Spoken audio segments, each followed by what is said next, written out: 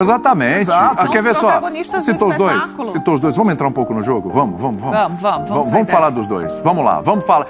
É Hulk e Gabigol, meu amigo. Não é Spindel, Coelho, Donchi. Fala outra aí do Galo. Rodrigo Caetano. Não são esses caras, não. Não são esses caras. É aí, ó. É aí que o bicho pega. É aí que tem que ter rivalidade. E se um cutucasse o outro aí... Isso é legal, isso é bacana. Gabigol fala aí, ó, o Hulk, se prepara que você vai ver e tal. Aí o Hulk vai falar, não, te coloquei no bolso. Pronto, acabou. Aí é brincadeira, aí é legal. Vamos lá, Hulk e Gabigol. Contra o Atlético, né? O Gabi contra o Atlético e o Hulk contra o Flamengo. O Gabigol tem 7 jogos contra o Atlético, 1 gol. 1 gol. O Hulk tem 5 contra o Flamengo. 2 gols e 2 assistências. Né, números desde que chegaram aos clubes. Ou seja, no retrospecto, Caco, o Hulk leva vantagem contra o Flamengo em detrimento do Gabigol contra o Galo, né? Hoje quem é mais decisivo? É o Gabigol pro Flamengo ou o Hulk pro Atlético? Eu acredito que o Hulk, com certeza, o Hulk é mais jogador hoje que o Gabigol para o Atlético do que o Gabigol para o Flamengo. Até vejo assim, se tivesse mais oportunidades como está tendo agora o Pedro, a gente poderia estar colocando aí um cabeça a cabeça Hulk versus Pedro, que para mim também pode ser um protagonista como o Hulk é na equipe do Atlético Mineiro, como atacante, como goleador, apesar que o Hulk faz as duas do Pedro e do Gabigol. Ele consegue articular, ele consegue criar jogadas, ele tem assistência, ele é goleador, ele pisa dentro da área. O Gabigol também faz um pouco isso, mas o Hulk é mais decisivo, é mais jogador, é muito mais importante hoje para o Atlético, eu vejo ele mais decisivo. Agora, isso não significa que num jogo o Gabigol possa ser o protagonista que o Hulk não. Esse é o grande charme, essa é a grande disputa, isso que é bonito no futebol. A gente imagina uma coisa, mas o limite entre um jogador, os dois são craques de bola, são dois grandes jogadores, isso pode acontecer dependendo da maneira que as duas equipes entrarem dentro de campo e do conjunto dos seus companheiros, enfim. Por exemplo, Gabigol depende mais quando tem a Arrascaeta. Eu vejo o Hulk conseguindo ser independente, por mais que tenha a Nath, outros jogadores, Zarate ao lado dele. Eu vejo ele mais independente, ele conseguindo individualmente resolver bem mais os jogos do que o próprio Gabigol. Por isso, mais importante e melhor até. Até a chegada do Hulk aqui no Brasil, o Gabigol reinava. Sim. O reinado é do Hulk hoje? Entre Hulk e Gabigol, o Hulk... Contando a temporada, desde a chegada do Hulk, tá? Quer dizer, isso a gente já discute desde a temporada passada. Ele tá à frente do Gabigol? Hoje, sim. Eu acho que já vem num processo, porque como o Caco destacou aí, o Hulk é mais protagonista do Galo do que o Gabigol, no sentido de que ele decide mais. Vamos falar dessa temporada. O Galo oscilando, o Hulk conseguiu literalmente arrastar esse time do Atlético com ele e conseguiu resultados quando precisava, principalmente nesses 2 jogos contra o próprio Flamengo, né? De uma recuperação. Já o Gabigol, o Flamengo vem de um momento oscilante e o Gabigol não consegue ter esse protagonismo. Mas desde sempre, o Gabigol, mesmo na época que ele tinha o protagonismo, ele tinha todo um conjunto trabalhando ao seu favor. Ele nunca... também tem, né? Tem, mas tem não Nath, da forma. Zarate, mas não da forma que eu acho que o Gabigol tem, sabe? Não do nível, assim. Lógico, porque no futebol você não joga sozinho, né? Claro. Isso é óbvio. Mas eu acho que o Gabigol precisa mais daquele quarteto que joga ali com ele do que o Hulk, necessariamente. Sabe? Então é o que o Caco bem colocou. Ele tem um protagonismo maior nesse aspecto, se você olhar como um todo. E nos últimos tempos, principalmente, isso ficou mais claro, porque o Gabigol vem numa fase ruim, que eu acho que não é só dele, mas é do time como um todo, só que ele não está conseguindo se sobressair. Entendeu? Diferentemente do Hulk, que conseguiu assumir e carregar esse Galo nesse momento oscilante que vive recentemente, né? Porque não tá 100%, passou ali do Emelec contra o Emelec, que era um time mais fraco nessas oitavas, ali bem no sufoco, entendeu? No limite. Então é um Galo que oscila, mas o Hulk consegue manter uma melhor regularidade do que o Gabigol. O Hulk hoje inspira mais confiança que o Gabigol. Também.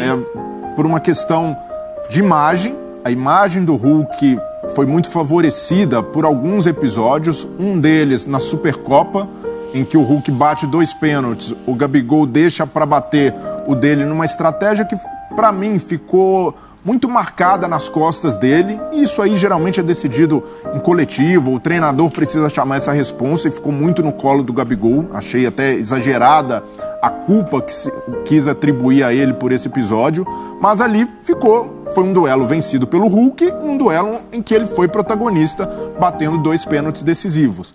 Depois, o Atlético leva vantagem numa sequência em que o Flamengo teve a chance de dar aquele empurrão de crise. Se o Atlético não vence os 2 jogos em sequência contra o Flamengo, possivelmente estaríamos falando de um Atlético com um novo treinador, ou buscando alguém no mercado, ou com uma crise muito profunda. E ali o Atlético ressurgiu, o Atlético conseguiu enxergar a temporada com outro horizonte. E pode ser que agora, em mais um confronto decisivo, o Hulk leve a melhor, já tendo sido protagonista no primeiro duelo.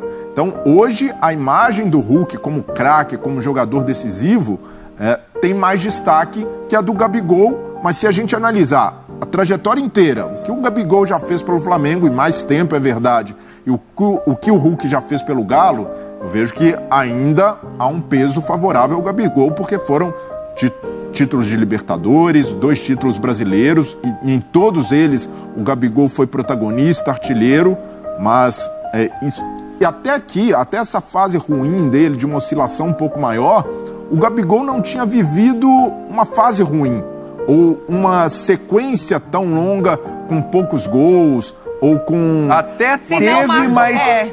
Como assistente ele funcionava. Mas aí ele estava funcionando, dando assistência. Mas muito pontual também.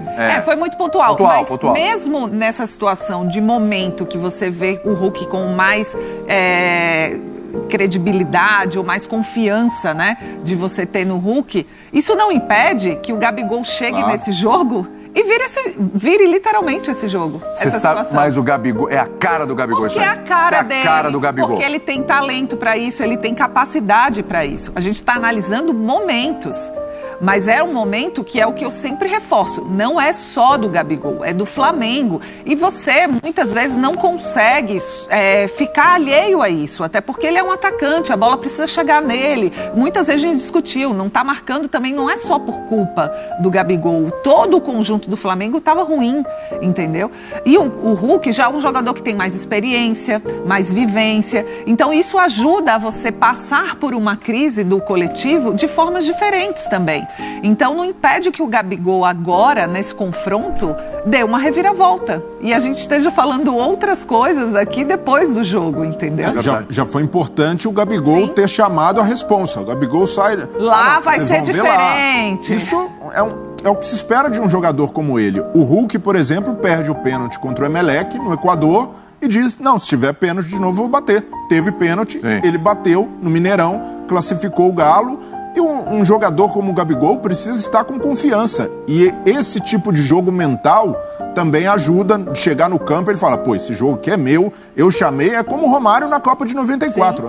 Saindo do Brasil, ele falou, pô, eu vou ganhar e pode me cobrar na volta. Foi lá e ganhou, fui protagonista. Importante que o Gabigol, mesmo no momento de baixa, assuma essa confiança de ser o protagonista do Flamengo. Ô Caco, como jogador individualmente, você prefere o Hulk ou o Gabigol?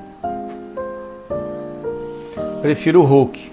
O Hulk mais completo, mais decisivo, na cara do gol, eu vejo muito importante, apesar de terem características diferentes. Gostaria de ver os dois juntos. A propósito, eu não sei se o Hulk mais amadurecido consegue, claro que sim, com certeza. Eu não sei se o Hulk mais amadurecido consegue absorver melhor o fato de que dificilmente vá para a Copa do Mundo. O Gabigol talvez em algum momento, parece que agora está um pouco descolado disso de novo, sentiu um pouco o golpe de não ter sido convocado novamente em alguns jogos e isso deixa o jogador, eu me coloco no lugar do Gabigol e eu sentiria muito, sentindo o gostinho da seleção, estando lá e depois tu sai e parece que tá muito difícil de ter essa chance, apesar de que eu vejo sempre todos os grandes jogadores até a reta final correndo por fora aí, numa chance, se eles forem muito bem, por que não chamá-los também?